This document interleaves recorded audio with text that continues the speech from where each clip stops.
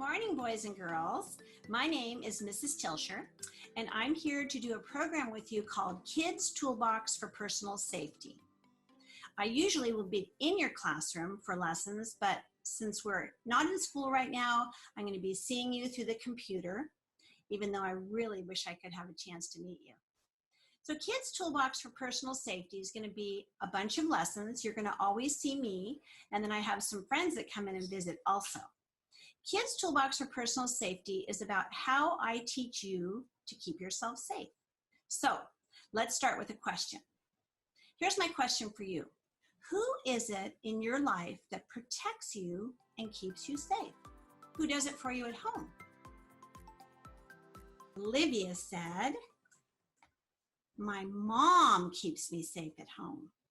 That's a good answer. Did you have that answer? How about your dad? Yep, grandma and grandpa. Did any of you say your dog keeps you safe? Your dog does keep you safe sometimes.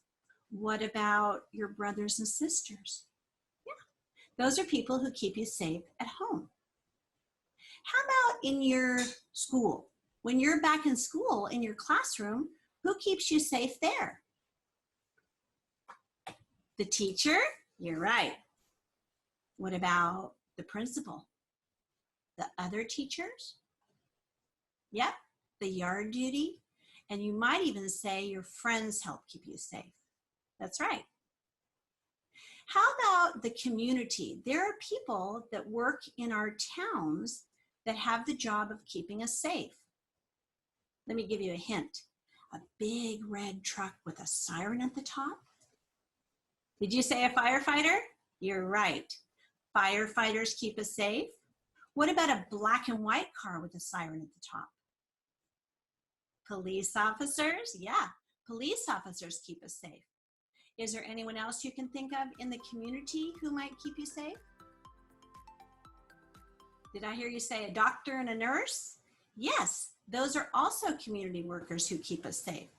What about the person who sits in a tall chair at the pool watching the swimmers in the summer or at the beach? You know what that person's called? A lifeguard. That's another person who might keep you safe.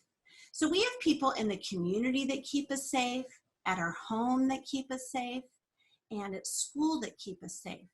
Can you think of any other ones? I'll give you a minute. Say them out loud. A neighbor? Yes, you might have a neighbor that keeps you safe. We all have different people that keep us safe. What about an aunt or an uncle?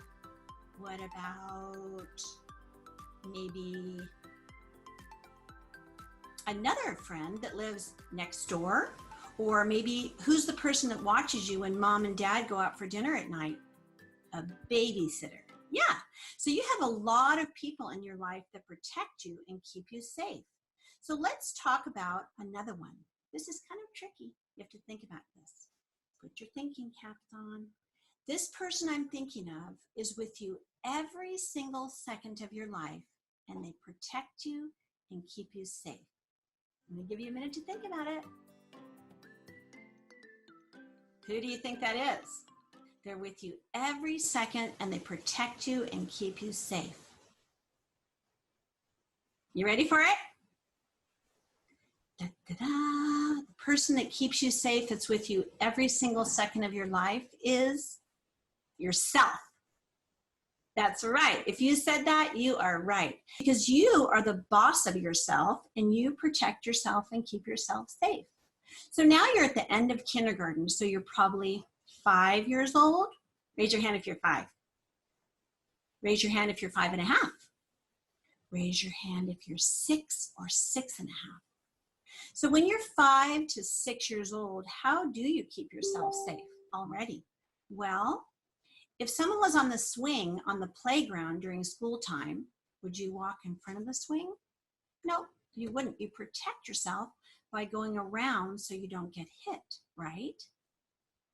What about if you were outside at the end of school when there's a lot of cars picking their children up from your school? Would you walk out in the street? Nope, you wouldn't, right? You know to protect yourself because you could get hurt if you walk out in the street. What about if you were walking down the street and a lady was walking with a really cute dog on a leash? You really want to pet him, but can you run up and hug his neck? No, because he might bite you, right? So we know to not just run up and hug a dog's neck. How about this one?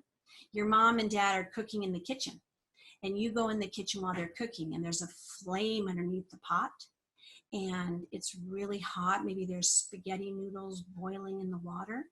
Would you touch a hot pot on the stove? I know you said no, because why? Because you burn yourself, right? Do you know when you were a little bitty baby, a little 1-year-old toddler, you walked into the room and your mom said in the kitchen, "Be careful, baby, the pots are hot." And now guess what your 5 and 6-year-old brain says when you walk in the kitchen and the pot is on top of the flame? Your brain says, "Watch out, baby, the pot is hot." Because you're learning about personal safety. So these classes I'm going to be doing with you are going to be about personal safety, which is how I help you to keep yourself safe.